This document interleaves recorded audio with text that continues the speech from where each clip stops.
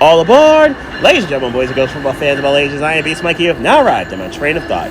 It's time to talk about the NFL season as a whole and all 32 teams over the next couple of days. I'm going to preview the AFC today, and the order of which you're going to hear all 16 teams will be 1, based by their division, and 2, the order of which I think they will finish. I'm going to do the same with the NFC tomorrow. Wednesday, you will hear my predictions in terms of individual awards. Who wins my non-QB MVP? Who wins my QB MVP? Who wins the Offensive Lineman of the Year, since that is a new award, and I think it should have been given out years ago. But who's going to win that? Who's the Defensive Player of the Year? Who are the Rookies of the Year? Who's the Coach of the Year? Who's Comeback Player of the Year in each conference? There's a lot to do. There's going to be a lot to talk about. I'm going to do that on Wednesday in terms of the individuals. And then, of course, Thursday will be the predictions in terms of the playoffs. Who's going to go to the postseason in each conference? Who do I think wins the Super Bowl in Santa Clara? Who wins Super Bowl 60? We're going to talk about all these things in the next few days. And, of course, on Thursday, I will talk about the schedule of how I'm going to do my videos weekly during the NFL season. Let's get to business with the AFC first. I'm going to start with the AFC East. And, as always, it'll be in the 3 words or less format. Buffalo, is it time? We get it. You have the NFL MVP in Josh Allen. He's really good at football. He is effectively Cam Newton 2.0, and obviously Father Time doesn't lose, but Josh Allen's still at peak of his powers, and his bank account also is, and his celebrity life also is, with the whole marriage to Haley Steinfeld. We all understand this. We all get it. James Cook got paid, as he should have been. Buffalo handled that business during Hard Knocks season. Cool, they got that done. Their receiving core may be underwhelming, but their tight end room is not, because they have 2 good ones in Knox and Kincaid. It's a very good offensive line, and they're physical enough to handle most situations. Can Khalil Shakir take that step forward in that receiver room? That's going to be needed. So same with Keon Coleman. They're going to also need that. Now, this defense doesn't have the name recognition that a lot of other defenses may have, but this defense seems to be good enough to get it done whenever they are at their best. Ed Oliver, very good player. Matt Milano, very good player. Terrell Bernard's become a really good linebacker. I don't love their secondary, but I do love their front 7 is pretty stable. Von Miller didn't work out. Okay, fine. Let's see if Joey Bosa can. But can Joey Bosa stay healthy and be the premier pass rusher that Buffalo has sorely needed over the last few years? We already know the modus operandi for Buffalo. Win the East, and then go see if they can handle things with Kansas City and or Baltimore when necessary. They've run into both those teams over the last few years constantly. Except for the 22 playoffs. They didn't really run into either of them. But anyway, is it time for Buffalo to close out Ralph Wilson Stadium with a Lombardi that's been long awaited for the first 59? Miami, sink or swim.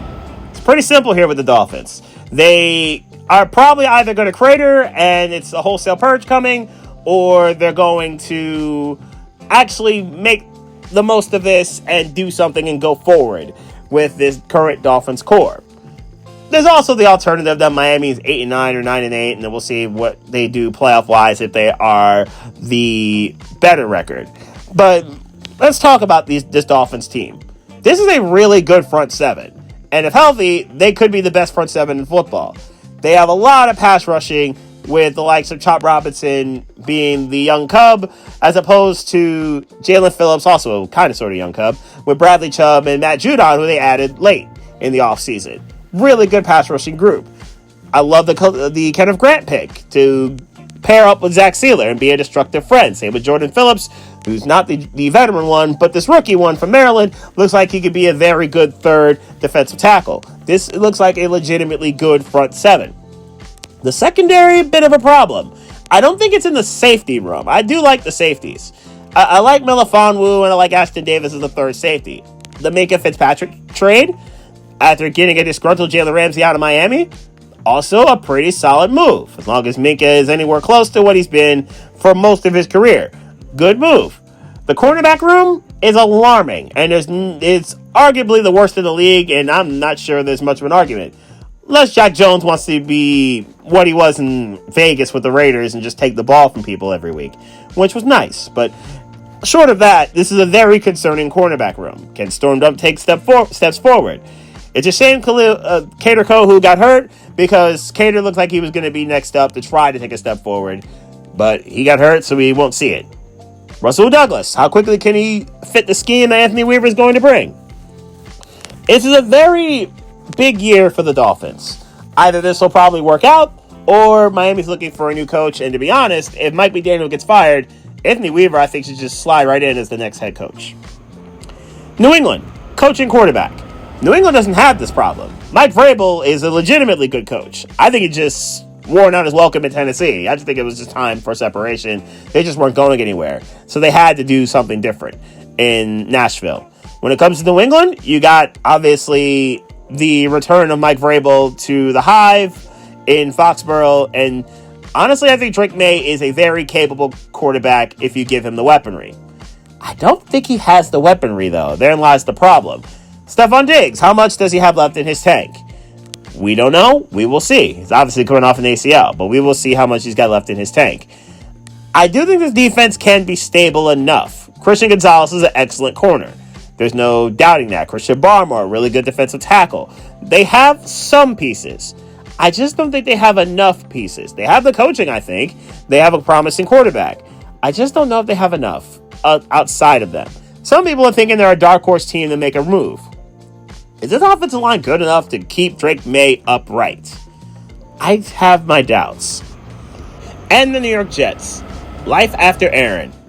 Yep, Aaron Rodgers' experiment did not work. You basically got 1 year out of it, and you got nowhere fast. It was a disaster for many people involved, and now you guys are picking up the pieces. And you're doing so with Justin Fields, whom, if you learn anything about him, he can run. There's no question in that. He can absolutely run.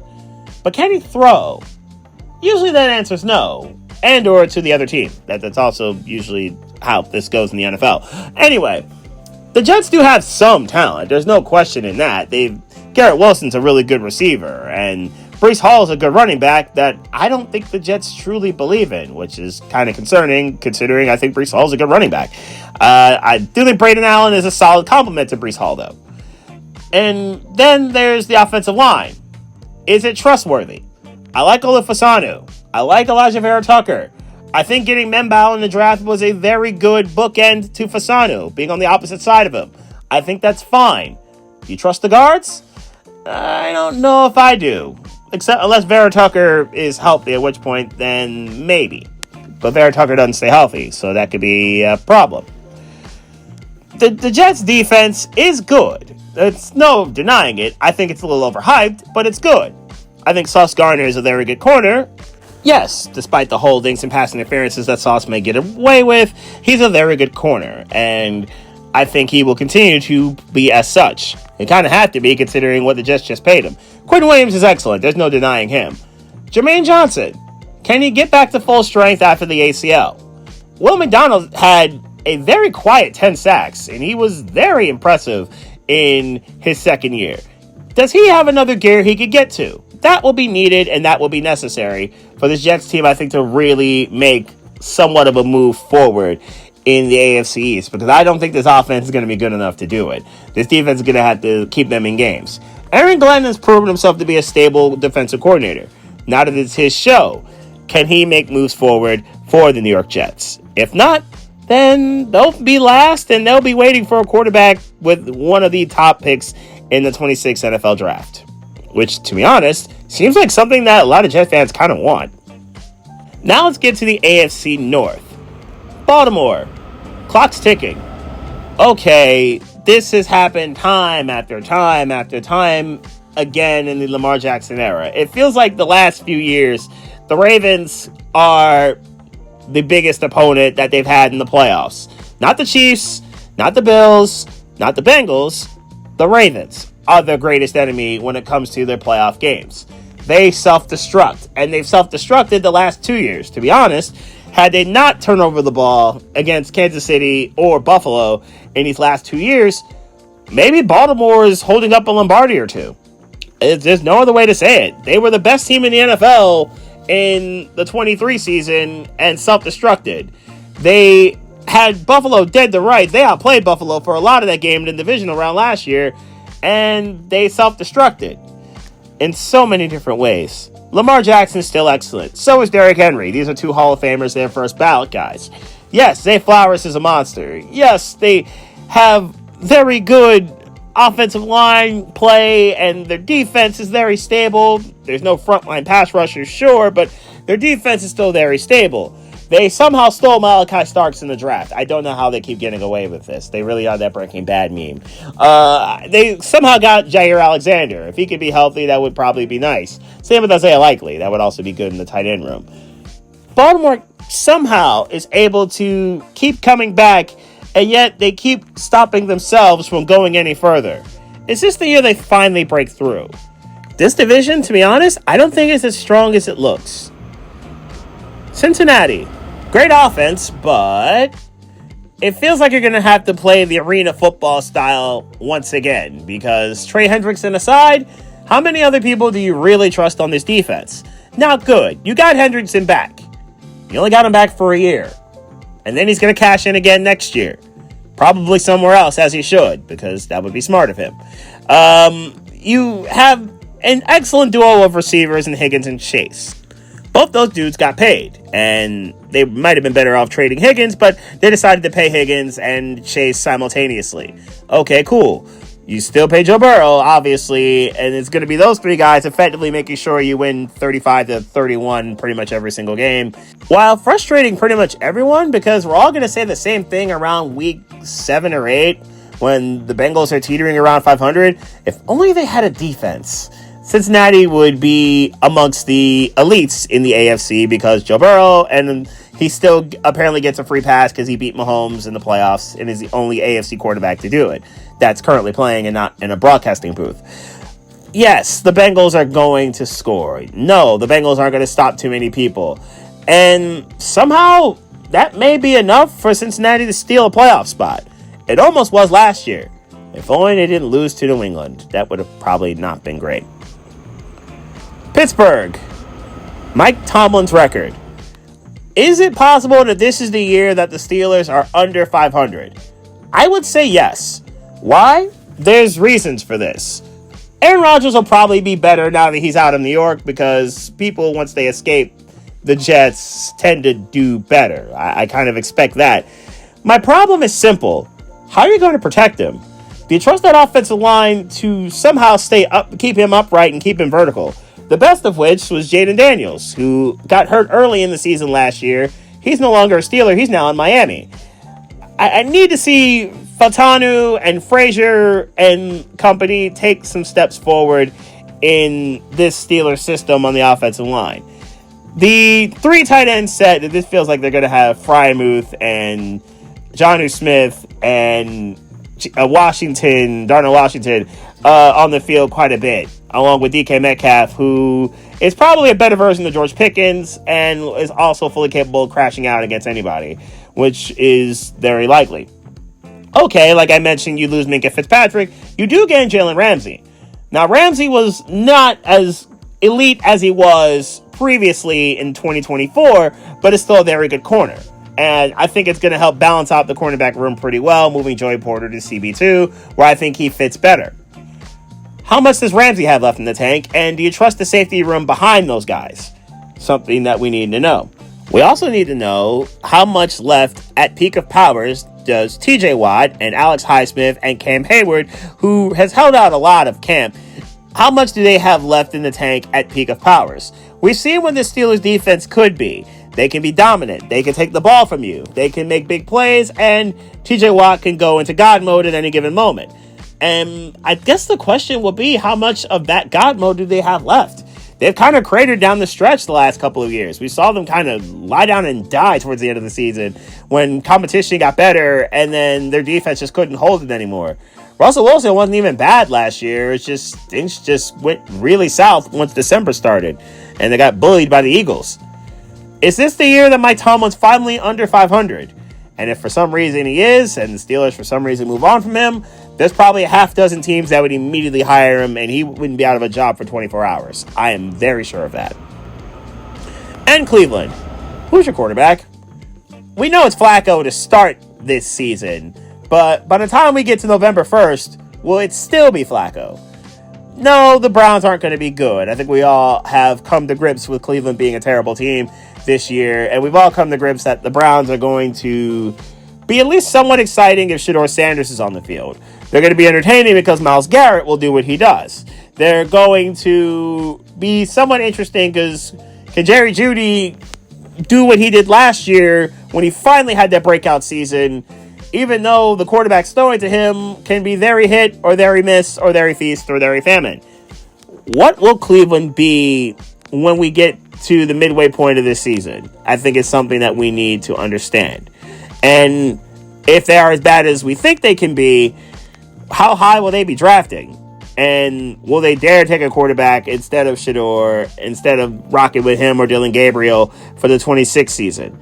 We're going to need to know these things. They had 5 QBs. They now obviously have those 3 after trading Kenny Pickett to the Raiders and somehow getting picks out of it, which, good trading by Cleveland, which is not a phrase I would normally like saying.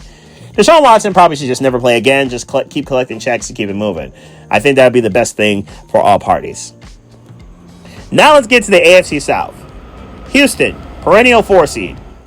There are things I love about the Texans. I like CJ Stroud a lot. I like the acquisition of Nick Chubb, and when Joe Mixon gets back, Joe Mixon. Very good running back duo. It's heartbreaking to see the receiving core injuries, I should say. It's heartbreaking to see that because we've seen them with Dell, and Nico Collins should be fine, but the Tank Dell injury was just heartbreaking to see, and the likelihood of him playing this year is probably not as high. It just sucks that we're going down this path.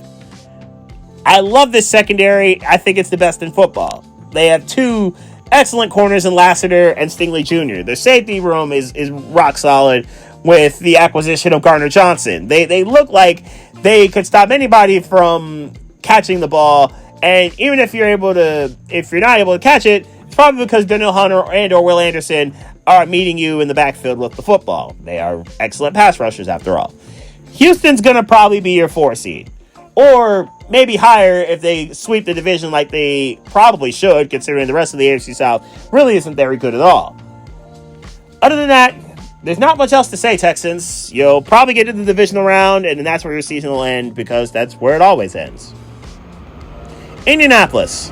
Ballard's last year? I do like Chris Ballard as a general manager. I think he's very capable of building a competent roster. This team clearly has one of those, I think, for roster spots 2 through 53. It's the 1 that's the problem. It's the QB 1 that's the problem. Daniel Jones is going to be your quarterback to start the year. I think everybody in Indianapolis kind of sort of cringes.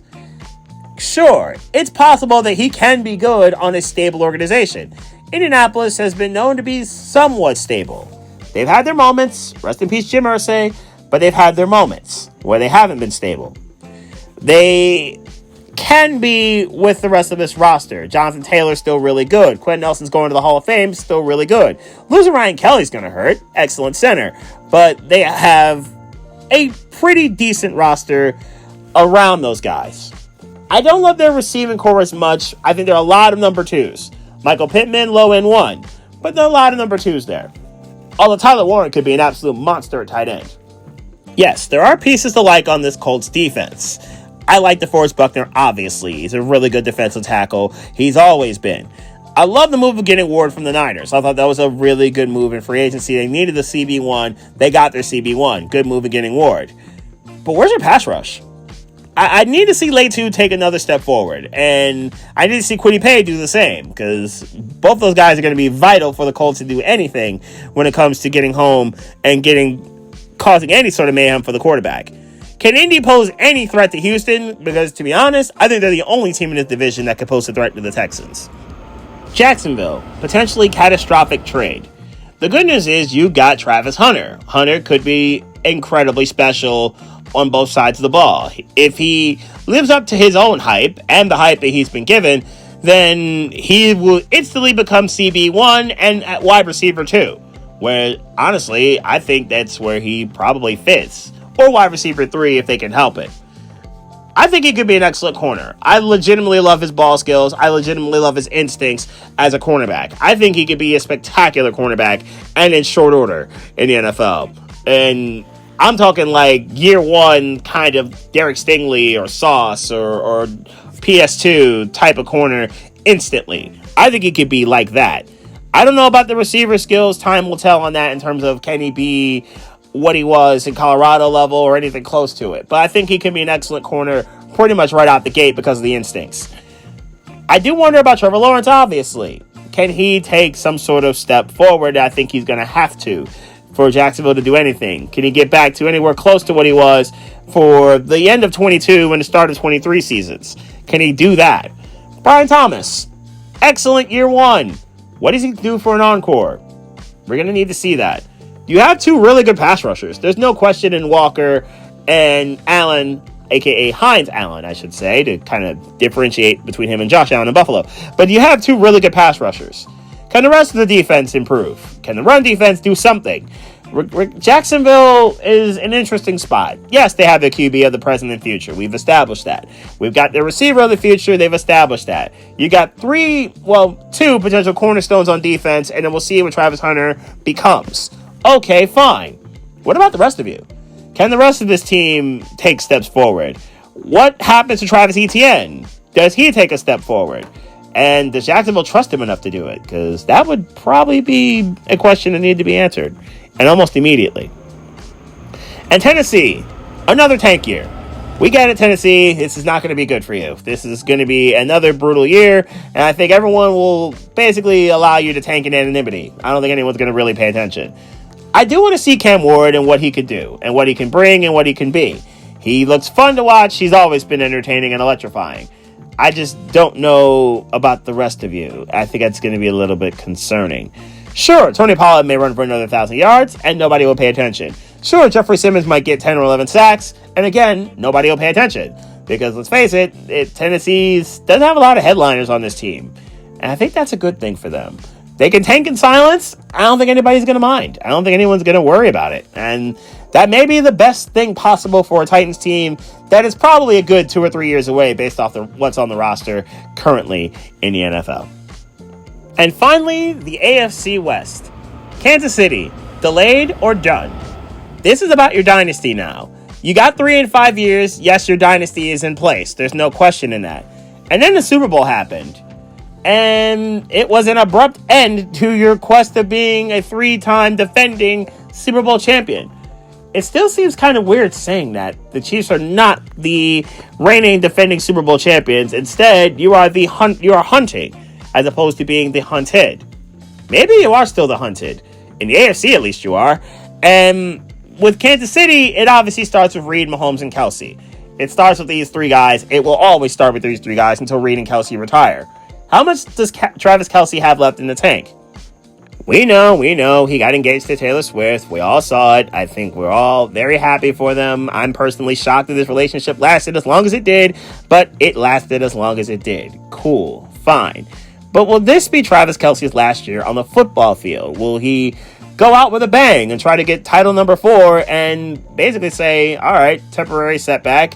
Will they go get their 4th title in 7 years? I mean, that's doable. They're still good enough with Mahomes and with Kelsey and with Reed and with Chris Jones anchoring the defense and George Karlaftis, who's a really good edge rusher who they paid, and 2 really good corners because, of course, Trent McDuffie's outstanding and should be mentioned amongst the elites in the NFL at that position. Can Kansas City get back to what they were? We know the names by now. Now, obviously, the Rashee Rice suspension is going to throw a little bit of a damper into this because they don't have their big-bodied receiver. They do have Hollywood Brown, sure, when he's healthy. They do have Xavier Worthy, sure, when he's not speeding. And Kansas City should be okay. The question is, how much time do they have left as kings of the NFL? Because let's face it, they're going to be the team that everybody fears whether they have the title or not in their possession. LA Chargers.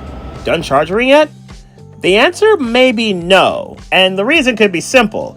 They re-signed Mike Williams to stay in Los Angeles. They probably should have never let him go, but they re-signed Mike Williams to stay in Los Angeles. And then he retired. Oh. They gave Rashawn Slater the deal that he deserved because he's become an excellent left tackle in the NFL. Maybe not even 2 weeks later, he has a season-ending injury because he tore up his arm. Oh. So instead of this, they moved Joe Alt from right tackle to left tackle to see if he can protect Justin Herbert's blind side. That's going to be kind of important. Who will hold it down to replace Alt? That's going to be a question that will need to be answered productively and efficiently immediately. Now, yes, the Chargers' mindset is that of Harbaugh, which is physical, beat you up, and then beat you up some more just because they can. Najee Harris, will he be healthy after the fireworks scandal or situation that he put himself in? The answer probably is going to be yes. But how healthy will he be really? Justin Herbert, I think he's a capable quarterback. I think he's overhyped, yes, but I think he's a capable quarterback. Can he recover from what was a disastrous playoff game in Houston? Yikes, that was awful with all those innos. We could have had 2 pick sixes, only one counted, but it was not a good game whatsoever in the playoffs.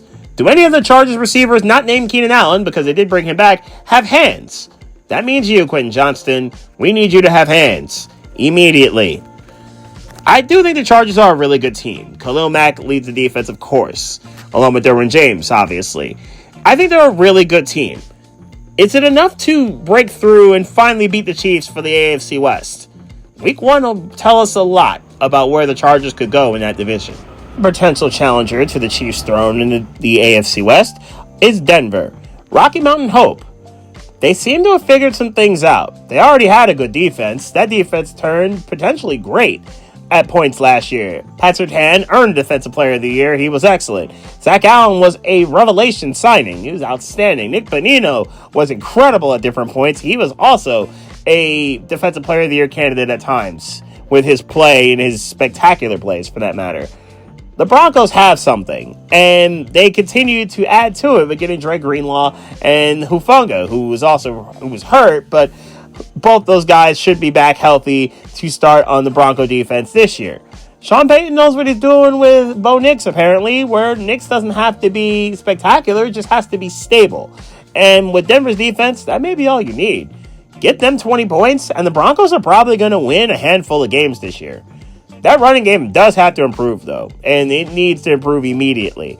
I like their combination of Marvin Mims and Cortland Sutton. They paid the latter.